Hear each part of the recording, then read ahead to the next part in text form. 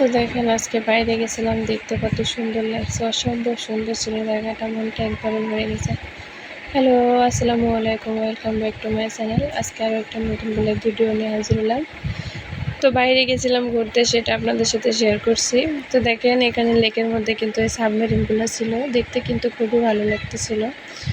তো আজকে গেছিলাম আমরা রমনা পার্ক, আমি আগে কখনোই যাই না এখানে।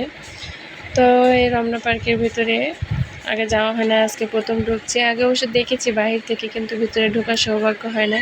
তো আজকে ঢুকেছি, তো ঢুকেই প্রথমে একটু হেঁটে গিয়ে এই লেকটা আপনারা দেখতে পাবেন। লেকটা কিন্তু অনেক সুন্দর। এখানে লেকের পাশ দিয়ে দেখেন কত শত শত মানুষ, অসংখ্য অসংখ্য মানুষ ছিল দেখেন লেকের চারিপাশ দিয়ে।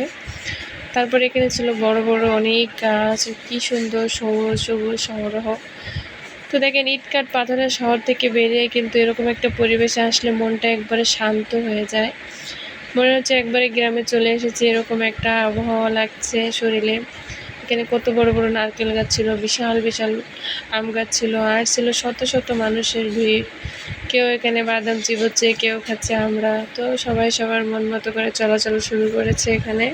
আমরাও আমাদের মতো ঘুরতেছিলাম। দেখেন এখানে দেখে তো মনে হচ্ছে আকাশ ঘন কালো মেঘে ছেয়ে গেছে, এক্ষুনি বৃষ্টি নামবে। কিন্তু সৌভাগ্য আমাদের, আজকে বৃষ্টি হয় নাই, আবার রোদও ছিল না। আবহাওয়াটা কিন্তু আমাদের সাপোর্ট করেছিল বলা যায়। এখানে সবাই দেখেন ছবি তুলতে ব্যস্ত, কেউ এখানে দাঁড়িয়ে আছে, কেউ পানিতে ঢিল ছুঁড়ে মারছে।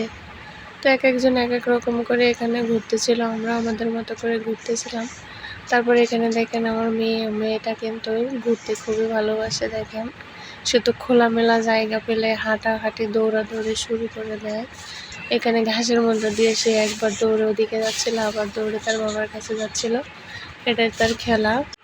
আবার এখানে দেখেন হাত দিয়ে কিছু একটা তার বাবাকে দেখিয়ে নিচ্ছিল।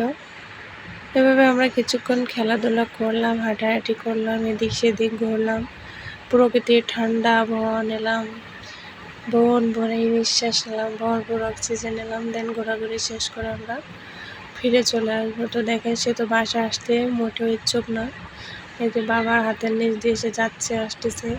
আর এখানে গাছের মধ্যে কিন্তু দেখেন এই আকাশের সুন্দর ভিউটা ছিল। দেখেন আকাশটা একদম নীল ছিল, মনে হচ্ছিল পাখির মতো উড়ে চলে যায় এখানে, কিন্তু চাইলেও তো সেটা সম্ভব না, কারণ আমরা মানুষ পাখি উড়ে যেতে পারবো না। তো গাছের ফাঁক দিয়ে আকাশের ভিউটা কিন্তু অসম্ভব সুন্দর লাগতেছিল। তো দেন আমরা ঘোরাঘুরি শেষ করে যখন বেরিয়ে আসতেছিলাম, তো দেখেন আমার মেয়েটা কিন্তু এখানে ঢং করে হাঁটা শুরু করছে। তাকে তো আমরা কোনোভাবে দূরে রাখতে পারতেছিলাম না, সে শুধু এদিক সেদিক দৌড়ে দৌড়ে চলে যাচ্ছিল। আবার এখানে একটু ঢং করে হাঁটতেছে। দেখেন সে আসলে অনেক ঢং করে, অনেক মজা করে, হাসে, সবাইকে অনেক আনন্দ দেয়।